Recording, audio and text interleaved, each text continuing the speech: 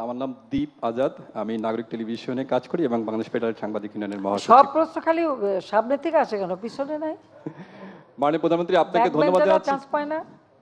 আপনাকে এই জন্য ধন্যবাদ জানাচ্ছি যে আপনি বিশেষ একটা গুরুত্বপূর্ণ বিষয় এবারে সফরে উল্লেখ করেছেন। সেটি হচ্ছে যে স্বাস্থ্য খাতে বিনিয়োগের জন্য বাংলাদেশে থাইল্যান্ডের আমাদের প্রচুর মানুষ থাইল্যান্ডে চিকিৎসা নিতে যান। আর দ্বিতীয় একটি বিষয় আপনার দৃষ্টি আকর্ষণ করতে চাই, সেটি হচ্ছে যে নতুন একটি শ্রমবাজার হতে পারে থাইল্যান্ড, সেটির ব্যাপারে আপনার সরকার কোনো উদ্যোগ নেবে কিনা। এবং আমার মূল প্রশ্ন হচ্ছে যে গত জাতীয় সংসদ নির্বাচনকে উৎসবমুখর এবং ভোটারদের উপস্থিতি বাড়াতে এবং যখন একটি বড় রাজনৈতিক দল তার নেতৃত্বে নির্বাচন বর্জন করলো, তখন আপনি একটি অভূতপূর্ব এবং অভিনব সিদ্ধান্ত নিলেন যে আপনার দলের মনোনীত বাইরেও মানে যেন মানুষ, আপনার দলের লোকরা যত সেখানে অংশগ্রহণ করতে পারে এবং লড়াই করতে পারে, এবং যার ফলে সেটি একটি ভোটের উৎসবে পরিণত হয়েছিল। আমার মূল প্রশ্ন হচ্ছে যে আপনি এবার উপজেলা নির্বাচনে একই পদ্ধতি আপনি নিয়েছেন এবং দলের প্রতীক দেননি, এবং সেই সাথে আপনার দলের মন্ত্রী এমপি তাদের স্বজনরা যাতে প্রভাব বিস্তার না করতে পারে, নির্বাচন অংশ নিতে না পারে, বা তারা এই নির্বাচনকে নিজেদের মতো করে কর্তৃত্ব মানে নির্ধারণ না করতে পারে, সেই জন্য আপনি সিদ্ধান্ত দিয়েছিলেন। কিন্তু প্রথম দফা আপনার ইতিমধ্যে মনে প্রত্যাহার হয়ে গেছে, দ্বিতীয় দফা প্রত্যাহার সম্পন্ন হয়ে গেছে, কিন্তু এই সিদ্ধান্ত দল পর্যায়ে আমরা দেখছি যে অনেকেই মানছেন না, মানে কেউই মানেননি বলা যায়। এক্ষেত্রে আপনার দল কতজন, আপনার কাছে হিসাব আছে কতজন আছে? আপনার দুই দফা মিলিয়ে আপনার আছে প্রায় হচ্ছে হলো 37-38 জনের মতো আপনার মাত্র। টোটাল উপজেলা কত? আচ্ছা আচ্ছা, আর একটা হচ্ছে ফ্যামিলি ফর্মুলা কি, পারিবারিক ফর্মুলা কি? নিজে, ছেলে মেয়ে, স্ত্রী, এই তো। তারপরে একটা হিসাব করেন তো কয়জন ছেলে মেয়ে আর কয়টা স্ত্রী দাঁড়িয়েছে? এর বাইরে তো আর পরিবার ধরা হয় না। হ্যাঁ, আমি বলেছি এটা কারণ হচ্ছে আমরা চাচ্ছি ইলেকশনটা, আমাদের কথা হচ্ছে ইলেকশনটা প্রভাব মুক্ত যেন হয়, প্রভাব মুক্ত যেন হয়, মানুষ যেন স্বাধীনভাবে ভোটটা দিতে পারে, সেটাই হচ্ছে আমাদের লক্ষ্য।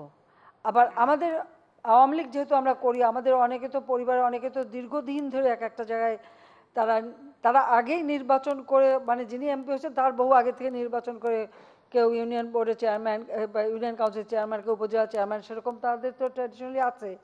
তাদেরকে আমরা মানা করি কি করে? তবে হ্যাঁ, এটা ঠিক যে হয়তো এক জায়গায় বউকে দিল, আর এক জায়গায় ছেলেকে দিল, আর এক জায়গায় এগুলি আসলে ঠিক না। কর্মীদেরও মূল্যায়ন করা উচিত। আমি সেটাই বলতে চেয়েছি আমাদের নেতা কর্মীদেরকে, যে কর্মীদেরও মূল্যায়ন করা উচিত এবং সেখানে সব কিছু নিজেরাই নিয়ে নেব, একটা আর আমার নেতা কর্মীদের জন্য কিছু রাখবো না, এটা তো হয় না। সেই কথাটাই আমি বলতে চেয়েছি। আর যেন বেশি প্রভাব না ফেলে, এবং সবাই দাঁড়িয়েছে, ইলেকশন করছে, এবং এটা লক্ষ্যটা হলো নির্বাচনটা অর্থবহ করা। এখন অনেকগুলি রাজনৈতিক দল নির্বাচন বর্জন করছে, একসময় দেখা গেলো সবাই বর্জন করে কেন? কারণ আসলে নির্বাচন করবার মতো সক্ষমতাই নাই। যে কোনো একটা নির্বাচন, আপনি যদি পার্লামেন্ট ইলেকশন করতে হলে আপনাকে তো পাবলিকের কাছে দেখাতে হবে যে আপনার পরবর্তী নেতৃত্বে কে আসবে, বা প্রধানমন্ত্রী কে হবে, বা নেতা কে হবে, একটা নেতা তো দেখাতে হবে। আপনার কাছে যদি এখন উপযুক্ত নেতা না থাকে, তখন তো আপনাকে একটা ছুতা খুঁজতে হয়। হ্যাঁ, ইলেকশন করলাম না, বিরাট ব্যাপার দেখালাম, বাস্তবতা তো সেইটাই। আমাদের দেশে তো ওইটাই হচ্ছে এখন। একটা সাজাপ্রাপ্ত আসামিকে যদি পাবলিকের কাছে দেখান, পাবলিক তো ওটা নেবে না। পলাতক আসামি তাকে যদি দেখান, পাবলিক তো নেবে না। রাজনীতি করতে গেলে তো ঝুঁকি নিতে হয়। 75 সালে পরে আমাকে দেশে আসতে দেবে না, রেহানার তো পাসপোর্টটাও রিনিউ করে দেয়নি। যেখানে আমার বাবার খুনিরা পুরস্কারপ্রাপ্ত, যুদ্ধ অপরাধী, যাদের বিচার শুরু করেছিলেন জাতির পিতা বঙ্গবন্ধু শেখ মুজিব, যারা সাজাপ্রাপ্ত আসামি, তাদেরকে ছেড়ে দিয়ে রাজনীতি করার সুযোগ, তারাই মন্ত্রী, উপদেষ্টা ক্ষমতায়, খুনিরা ক্ষমতায়। ওই অবস্থায় তো আমি দেশে ফিরে এসেছি। হ্যাঁ, আমার জীবন ঝুঁকিপূর্ণ ছিল, বারবার আঘাত এসেছে, কিন্তু আমি বেঁচে গেছি। এটাই হয়তো অনেকের ভালো লাগেনি যে এতবার মারার চেষ্টার পরে বেঁচে গেলাম কেন। এই যে ঠাকুরমার ঝুলিতে আছে না, যে তবু মরিল না সতীনের পুত, ঠাকুরমার ঝুলির গল্প কিন্তু আছে, বারবার চেষ্টা করে কিন্তু মরে না। লাল কমল, নীল কমল, কত কাহিনী আছে। তো সেভাবে আমি বারবার, হ্যাঁ, বেঁচেও যাচ্ছি, ইলেকশন জিতে বারবার ক্ষমতায় এসেছি। আর আওয়ামী লীগ ক্ষমতা আসছে বলেই তো আজকে দেশের উন্নতিটা হয়েছে।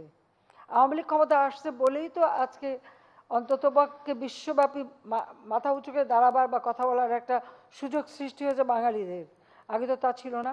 বাংলাদেশ শুনলেই বলতো, ও বন্যা, ঝড়, দুর্ভিক্ষ, গরিব, ভিক্ষুকের জাত, সেটাই তো বলতো। তো সেই দুর্নামটা ঘষাতে পেরেছি কি না, সেটাই হচ্ছে বড় কথা।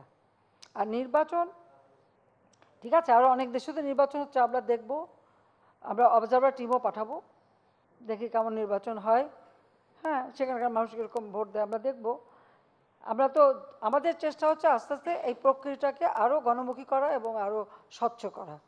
এই প্রথম আমরা আইন করে নির্বাচন কমিশন গঠন করেছি, আগে তো এটা কখনো করেনি। নির্বাচন কমিশন সম্পূর্ণ আর্থিকভাবে নির্ভরশীল ছিল প্রধানমন্ত্রীর দপ্তরে, সেখান থেকেও তাদেরকে মুক্ত করে সম্পূর্ণভাবে তাদেরকে স্বায়ত্তশাসিত করে দিয়েছি, তাদের বাজেটে আলাদা বাজেট দিয়ে দিচ্ছি।